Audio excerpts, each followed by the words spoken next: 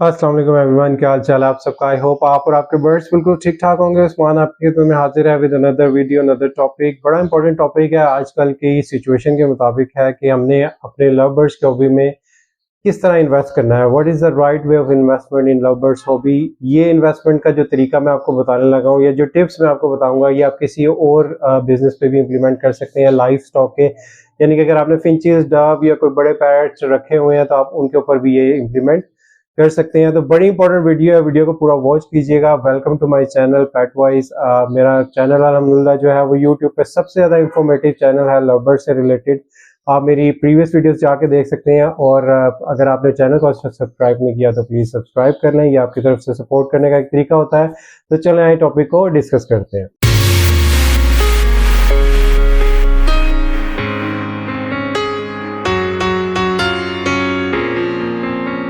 अच्छा जी, सबसे पहली टिप एंड मोस्ट इंपॉर्टेंट यही है कि आपने कभी भी लवर्स में 100% इन्वेस्ट नहीं करना। जो भी आपके पास इन्वेस्टमेंट पड़ी हुई है XYZ, जो भी अमाउंट है वो आपने 100% जो है वो इन्वेस्ट नहीं कर देनी। उसकी इन्वेस्टमेंट का तरीका ये है कि आपने 50% जो उसकी इन्वेस्टमेंट है वो आपने करनी है बर्ड्स के ऊपर, यानी कि उससे आपने बर्ड्स बाय करने हैं। 25% जो है वो आपने अलहदा रख देनी है। वो 25% होगी आपकी running cost of the business, यानी कि जो भी उनका दाना पानी, इलेक्ट्रिसिटी और जो भी बिल्स वगैरह, उनकी मेडिसिन और फूड पे जो खर्चे आएंगे वो आपके पास कम से कम 6 महीने के, यानी कि एक सीजन, 6 से 8 महीने के एक सीजन के आपके पास ऑलरेडी मौजूद होने चाहिए। ऐसी सिचुएशन नहीं होनी चाहिए कि आपके पास पैसे हैं ही नहीं और आप मंथली बेसिस के ऊपर जो है वो डिपेंड कर रहे हैं किसी और सोर्स के ऊपर कि आपको वहां से पैसे आएंगे तो आप बर्ड्स का दाना पानी या उनकी रनिंग कॉस्ट जो है वो पूरी करेंगे। ये ऐसा नहीं होना चाहिए। 25% जो है वो आपके पास पड़ी होनी चाहिए। बाकी के जो 25% है वो आपने हमेशा अपने पास सेव करने हैं। वो आपको कभी कभार जरूरत पड़ सकती है। फॉर एग्जांपल, कभी आपका बर्ड एक्सपायर हो सकता है, कोई पेयरिंग में आपको वो लेना पड़ सकता है, आपको केज एक्स्ट्रा लेने पड़ सकते हैं, आपको लाइटिंग या कोई और एवरी के अंदर चीजें जो है उनके ऊपर इन्वेस्ट करना पड़ सकता है, तो वो उसके लिए आपने सेव रखना है। अगर आप इस तरीके से इन्वेस्ट करेंगे तो आपको कभी भी प्रॉब्लम नहीं आएगी बर्ड्स के बिजनेस के अंदर, क्योंकि आपके पास सारी चीजें जो है वो ऑलमोस्ट कवर होंगी फॉर वन सीजन।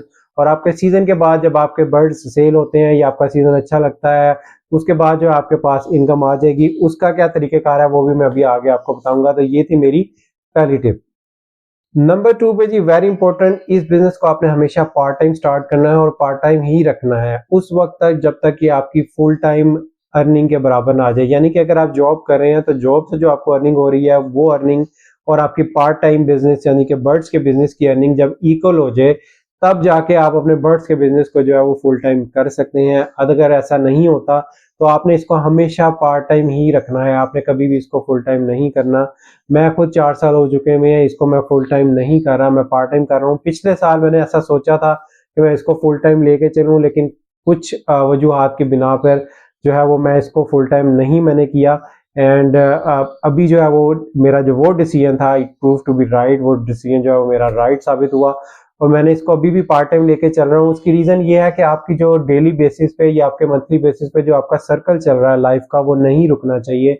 वो सर्कल जो है वो आपका किसी और सोर्स ऑफ इनकम से पूरा होना चाहिए। वो आपकी जॉब हो सकती है, आपका कोई और छोटा मोटा बिजनेस हो सकता है, या किसी भी किस तरह की कोई इन्वेस्टमेंट की सोर्स हो सकती है, जिससे आपका वो लाइफ साइकिल जो है वो चलना चाहिए। ये बिजनेस आपका हमेशा पार्ट टाइम बनाना चाहिए, तब भी आपको जाके आगे कोई प्रॉब्लम किसी किस्म की नहीं आएगी। नंबर 3 पे जी, बहुत बड़ी गलती जो लोग करते हैं, जो मैंने भी शुरू में की है लेकिन अब इतने एक्सपीरियंस के बाद जो है हमें रियलाइज हो गया है, never depend 100% on birds income. यानी कि आपने अपने बर्ड्स की जो आउटकम इनकम आपके पास आ रही है, या आपने जो प्रोजेक्टेड की हुई है कि इतनी इनकम आपके पास आ जाएगी, उसके आपको ऊपर आपने 100% डिपेंड नहीं करना। लोग क्या करते हैं कि वो ये सोच के, इमेजिन करके, या इस चीज को जो है वो प्लान करके बैठ जाते हैं कि हमारे पास बर्ड से इतनी इनकम आएगी तो उससे हम ये काम करेंगे, और जब वैसा नहीं होता तो वो बिल्कुल ही डिसहार्ट हो जाते हैं या डिसअपॉइंट हो जाते हैं, या वो नेगेटिविटी की तरफ जाना शुरू हो जाते हैं। देखिए, बर्ड्स का जो एक लाइफ स्टॉक का जितना भी सिस्टम है, ये बहुत लंबा साइकिल है। इस साइकिल के बाद जाके क्या होता है ये किसी को नहीं पता। इसके अंदर पहले आप पेड़ लेके आएंगे, फिर वो जो है ब्रीडिंग करेंगे, इंक्यूबेशन होगी, बच्चे हैच होंगे, बच्चे बड़े होंगे। उसके बाद एक और पार्ट आ जाता है, आपने उसको सेल करना होता है। सेल करने के बाद आपके हाथ में एक जो है अमाउंट आपके हाथ में आती है, और वो भी कितनी होती है आप शुरू में प्रोजेक्ट नहीं कर सकते, इट्स वेरी डिफिकल्ट। तो आपने जो है 100% इस इनकम के ऊपर डिपेंड नहीं करना।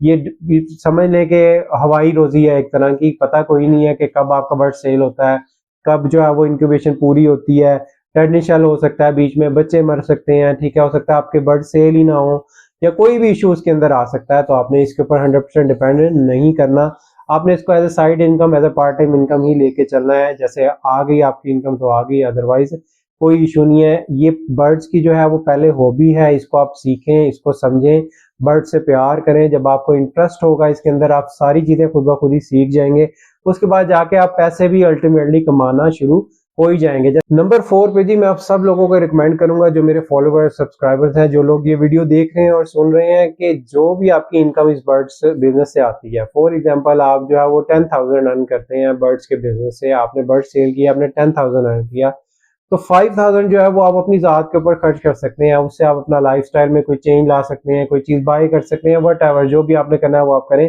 लेकिन 50% ऑफ दैट अमाउंट, यानी कि आधी अमाउंट जो लव बर्ड्स के बिजनेस से आपको आ रही है, वो आपने अपग्रेड के ऊपर लगानी है। ये बहुत सारे लोग जो है वो ये टिप मिस कर जाते हैं।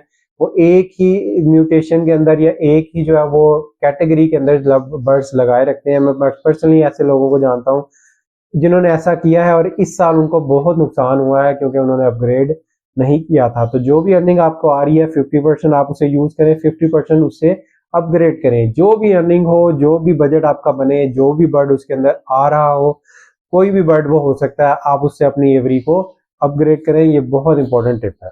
नंबर 5 पे जी मैं उन लोगों से रिक्वेस्ट करूंगा, उन लोगों के लिए टिप भी है जो ऑलरेडी इस बिजनेस के अंदर हैं और वो नए आने वाले लोगों को जो है वो मोटिवेट कर रहे हैं। उनको मुझसे मेरी रिक्वेस्ट भी है और ये टिप भी है कि आप पॉजिटिव रहें या नेगेटिव रहें, ठीक है। ये आपका अपना जो है वो सिस्टम है, आप अपने उसके मुताबिक चल रहे हैं। बर्ड्स की हॉबी के अंदर आपको बहुत ज़्यादा अप्स एंड डाउन्स देखने पड़ते हैं। बंदा, यानी कि मैं खुद जो हूँ वो पॉजिटिव भी रहता हूँ, समटाइम मैं खुद भी नेगेटिव हो जाता हूँ। ऐसा नहीं हो सकता कि आप हर वक्त ही पॉजिटिव रहें। आपका कोई बर्ड जो है वो मरता है या आपका कोई क्लच जो है वो ज़ाया हो जाता है, फॉर एनी रीज़न जो है बंदा थोड़ी देर के लिए नेगेटिव हो जाता है। लेकिन इन किसी भी सिनेरियो में जो नए आने वाले लोग हैं उनको आपने रॉन्ग कमिटमेंट्स नहीं करनी, उनको आपने रॉन्ग मोटिवेशन नहीं देनी, आपने उनको गलत गाइड नहीं करना। ये बड़ी इंपॉर्टेंट टिप है। अगर आप ऐसा करेंगे तो वो जो आने वाले लोग हैं उनका बहुत ज़्यादा नुकसान होगा।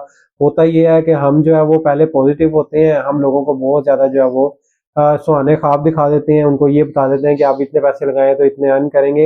हालांकि जो रियलिटी होती है वो उसके बरक्स साबित होती है, क्योंकि उन लोगों का इतना एक्सपीरियंस नहीं होता। जो नए लोग आते हैं उनका इतना एक्सपीरियंस नहीं होता, वो बहुत सारी चीज़ों से गुजरे नहीं होते। तो आपने उनको रॉन्ग मोटिवेट नहीं करना, उनको गलत फिजिबिलिटीज का नहीं बताना कि आप इतने पैसे लगाएंगे तो इतने अर्न कर लेंगे। तो ये चीज़ आपने बिल्कुल नहीं करनी। और जो लोग मेरी वीडियो देख रहे हैं और वो इन्वेस्ट करना चाह रहे हैं, इस चीज़ को अपने माइंड में रखना है कि आपको बहुत सारे जो आगे एक्सपीरियंस जो है वो करने पड़ेंगे। तो आपने जो है वो गलत फिजिबिलिटीज, गलत मोटिवेशन, गलत लोगों के पल्ले नहीं पड़ जाना। जहां आपको खुद समझ आ रही है वो आपने खुद डिसीजन लेना है और उन्हीं लोगों के साथ आपने काम करना है। नंबर 6 पे जी वेरी इंपॉर्टेंट टिप, आपने एक बड़ी मशहूर कहावत होगी वो सुनी होगी, never give up. Never give up यानी कि कभी भी गिव अप ना करें। लेकिन मैं आपको रिक्वेस्ट करूंगा कि अगर आप इस बिजनेस के अंदर आए हैं, आपने काम स्टार्ट किया है और फॉर एनी रीजन आपका काम नहीं चल रहा, आपको नहीं समझ आ रही, तो आप इसको गिव अप कर दें। सम टाइम जो होता है वो गिव अप करना अच्छा होता है। ज़रूरी नहीं है कि आप इसी बिजनेस के अंदर इन्वेस्ट करें, इसी बिजनेस को लेके चलते रहें, इसी बिजनेस में नुकसान करते रहें, ये ज़रूरी नहीं है। अगर एक काम आपके लिए नहीं है तो वो आपके लिए नहीं है, वो आप नहीं कर सकते। आप किसी और बिजनेस में इन्वेस्ट करें, किसी और जगह पे जाएं, ताकि आप जो है वो अपना टाइम जो है वो कम से कम जो है वो ज़ाया करें और जो आपके लाइफस्टाइल है उसको बेहतर बना सकें। क्योंकि टाइम जो है वो बहुत तेज हो गया हुआ है, बहुत तेजी से गुजर रहा है आजकल जो है वो। अगर आपका कोई काम नहीं चल रहा, so you need to give up and आपको नेक्स्ट किसी और चीज़ के ऊपर काम करना चाहिए। बर्ड्स की हॉबी बहुत अच्छी है, लेकिन जिनको समझ आ जाए उन्हीं के लिए अच्छी है। इसके अंदर बहुत ज़्यादा टाइम स्पेंड करना पड़ता है। मैंने 3 साल गुजारे हैं। मेरी एक वीडियो आगे आ रही है, उस पर मैं आपको बताऊंगा कि 2 साल 2.5 साल तक मैंने इसमें कोई अर्निंग नहीं की और मुझे इतना टाइम क्यों लग गया इसमें अर्निंग करने के लिए, ये मैं आपको आने वाली वीडियोस के अंदर बताऊंगा। तो स्टे ट्यून। लास्ट पे जी वेरी इंपॉर्टेंट टिप, इसके अंदर ये हर बिजनेस में इंप्लीमेंट होती है और इस बिजनेस पे भी इंप्लीमेंट होगी, वो है जी कैलकुलेटेड रिस्क। आपने कैलकुलेटेड रिस्क इस बिजनेस के अंदर कैसे लेना है, मेरे ऊपर के जितने पॉइंट्स हैं वो सारे इसके अंदर आते हैं। अगर आप इन पॉइंट्स के ऊपर इंप्लीमेंट करते हैं तो आप ये कैलकुलेटेड रिस्क ही ले रहे हैं। कैलकुलेटेड रिस्क का मतलब ये होता है कि रिस्क तो है लेकिन उसमें आप कैलकुलेशन कर लेते हैं मैक्सिमम हद तक, इस हद तक जो है वो आपको नुकसान हो सकता है पॉसिबिलिटी में, और इस हद तक जो है वो आपको फायदा हो सकता है पॉसिबिलिटी में, यानी कि नुकसान और फायदा दोनों की जो आप एक पॉसिबिलिटी बना लेते हैं और उसको आप जो है वो जज कर लेते हैं कि मैक्सिमम आपके साथ क्या हो सकता है। वो होता है आपका कैलकुलेटेड रिस्क। कैलकुलेटेड रिस्क में आपने लेना कैसे है वो मैं आपको बता देता हूँ कि आपने जो है वो मोस्ट एक्सपीरियंस पीपल जो है उनके साथ एंगेज करना है, उनके साथ बातचीत करनी है, उनके साथ डिस्कशन करनी है हर टॉपिक के ऊपर।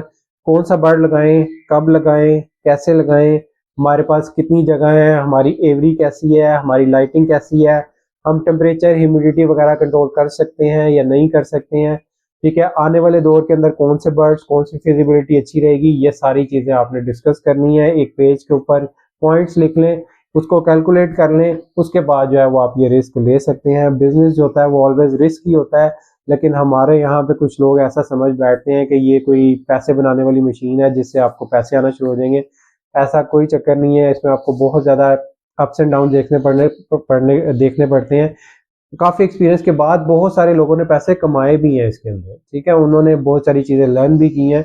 मैंने खुद इसके अंदर अल्हम्दुलिल्लाह जो है लास्ट 2 ईयर्स में बहुत पैसे कमाए हैं, लेकिन अभी भी जो है मैं आपको ये सारी टिप्स इसलिए बता रहा हूँ ताकि आगे आने वाले जो लोग हैं इसके अंदर वो किसी किस्म का भी जो वो नुकसान ना हो उनका। कम से कम जो है वो रिस्क लें, कम कैलकुलेटेड रिस्क लेके जो वो इसके अंदर आप इन्वेस्टमेंट करें। इंशाल्लाह ताला जो है आपका आने वाला जो सीज़न है वो अच्छा गुजरेगा। आई होप कि आपको वीडियो अच्छी लगी होगी। मुझे दुआओं में याद रखिएगा, अपना अपने पेरेंट्स का ख्याल रखें, अपने बर्ड्स का ख्याल रखें। मिलते हैं इंशाल्लाह नेक्स्ट वीडियो में, तब तक के लिए अल्लाह हाफिज़।